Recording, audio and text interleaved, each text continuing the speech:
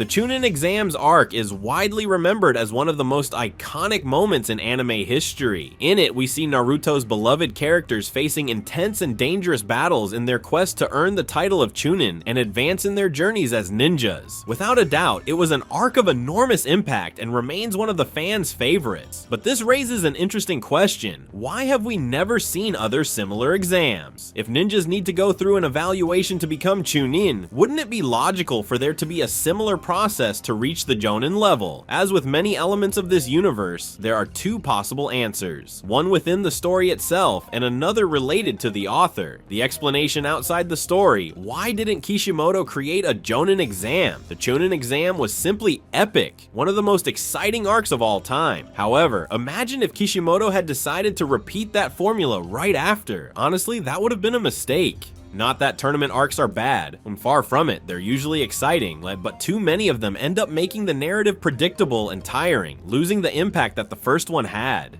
In general, in shonen anime, there's usually one major tournament arc that defines the story, and that's enough. Of course, there are exceptions. Some authors manage to repeat the formula successfully, but most of the time, this choice ends up being a mistake, as the risk of falling into repetition is huge. And let's face it, no tournament could ever surpass the Chunin exam. This arc is practically flawless. Any attempt to create a new exam would, at best, be merely as good as the original, but never better. And the audience doesn't want to see a copy of something that already worked. They want to see evolution, not repetition. That's why a possible Jonin exam would hardly be well received, being seen as a step backward in the story. Moreover, there's an even bigger obstacle: the narrative timeline. Where exactly could a Jonin exam fit in Shippuden? After all, the entire plot revolves around the hunt for Akatsuki, a much darker and more direct phase of the story. Inserting a tournament in this context would completely break the pacing. Kishimoto would have had only two alternatives, and neither good. Either the Akatsuki would invade the exam, which would be a blatant repetition of what Orochimaru did in the Chunin exam, or nothing significant would happen, turning the whole arc into something that would feel like pure filler. It would be repetitive, lacking creative freshness, and would end up feeling like a massive filler arc. After all, why would anyone care about a tournament when the greatest threat in the ninja world was still on the loose? It's true that many fans argue that Shippuden could have introduced other villains besides the Akatsuki, both to diversify the plot and expand the universe. And honestly, I agree, that would have been very interesting, but a Jonin exam definitely wouldn't have been the ideal way to make that happen. Some might think, but Naruto couldn't even participate since he was still a Jonin, and yes, that's a valid point. However, it would have been easy to work around. Tsunade could simply declare him promoted, recognizing his growth. That wouldn't create any plot holes. The real problem lies elsewhere. The very idea of a promotion exam, whether for Chunin or Jonin, doesn't fit with the tone and pacing of Shippuden. This phase of the story demanded urgency, drama, and progress in the ninja war, not formal competitions. Of course, one could argue that it would have been nice to see Shippuden explore enemies beyond the Akatsuki, and in a way, we did see that at the beginning, with Orochimaru, but a new exam arc would never have been the right format to deliver that expansion. Once again, the key factor here is the narrative pacing. Those who have only watched the anime might not notice, but the Naruto manga is much more dynamic. Events unfold quickly, leaving no room for unnecessary pauses. Introducing a new tournament arc in the middle of this flow would be like slamming the brakes in the middle of a race. That's why the external explanation is simple. A Jonin exam wouldn't fit with the pacing of Shippuden. Moreover, let's be honest, it would never have the same impact as the Chunin exam. From the very start, it would be an arc doomed to disappoint, precisely because it would inevitably be compared to one of the most iconic moments of the franchise. Now we come to the most interesting part, the internal explanation, that is, the reason within the Naruto universe itself.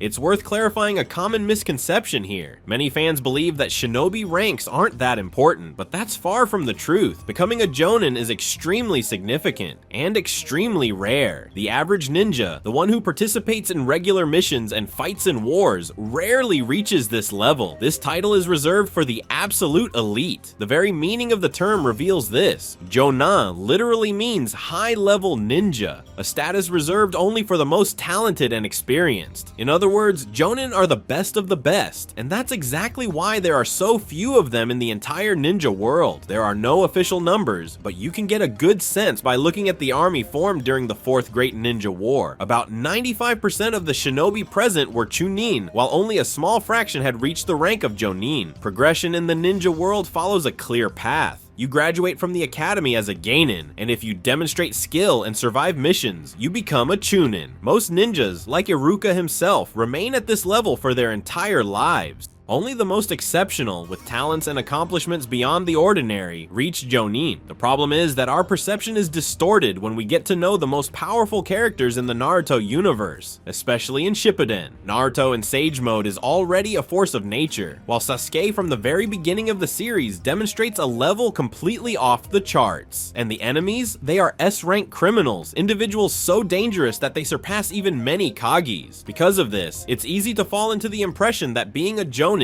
isn't a big deal, but that's far from the truth. Becoming a Jonin, especially one as skilled as Kakashi, is a monumental achievement. Kakashi, for example, is a living legend, respected across all shinobi nations. His reputation spans generations. Even the Sage of the Six Paths knew who he was. That's why, within this universe, Jonin represent the true elite, the top of the ninja hierarchy, those who set the standard of excellence. A promotion exam for the rank of Jonin simply wouldn't make sense within the Naruto universe, and there are several reasons for this. First, the number of participants would be extremely limited. As mentioned before, there are very few Jonin, which means there wouldn't be enough candidates for a tournament or any kind of group evaluation. Second, there's the risk factor. In the Chunin exams, it's common for ninjas to die, and while tragic, this is a cost the villages are willing to bear. Losing a few talented Jonin is manageable, but the loss of a Jonin would be a disaster, both militarily and emotionally. These shinobi are incredibly valuable assets to their villages, and each death represents a high-impact loss. Third, there's the strategic and political issue. The villages would never allow their Jonin to reveal their abilities publicly. Exposing their techniques, combat styles, and weaknesses in front of observers from other nations would be handing valuable information to the enemy. On top of all this, it's important to remember that the Chunin exams serve a very specific purpose. They act as a showcase for young ninjas. It's an event that demonstrates the potential of the new generation. In the case of Jonin, this kind of exposure isn't necessary. In the end, promotion to Jonin does not depend on a formal exam. Akagi has full authority to promote any ninja they deem worthy, based on their achievements and performance in missions. If a shinobi demonstrates exceptional skill, leadership, and power, they are elevated directly, without needing to go through a tournament or competition. In fact, the anime itself shows this clearly. At one point, Kakashi, already Hokage, even jokes about promoting Naruto directly from Genin to Jonin. And although Boruto mentions that Naruto never officially reached this rank, which causes some confusion, the important thing is the principle behind it. Promotion to Jonin is done at the Kage's discretion, not through a public exam. Ultimately, Kishimoto made the right choice. A Jonin exam would have been easy to sell. After all, tournaments always excite the audience and generate a lot of hype. But Kishimoto was smarter than that. He realized that tempting as the idea might be, it didn't fit with either the Shippuden narrative or the rules of the ninja world he himself had built. And that's exactly where the greatness of this decision lies. Narrative coherence. Instead of yielding to popularity or nostalgia, Kishimoto preserved the internal logic of the story, keeping his universe cohesive and true to itself. And that is something that truly deserves respect. Well, we've reached the end of the video. If you liked it, don't forget to like the video and subscribe to the channel, and also leave a comment to help with engagement. Cheers, and see you next time.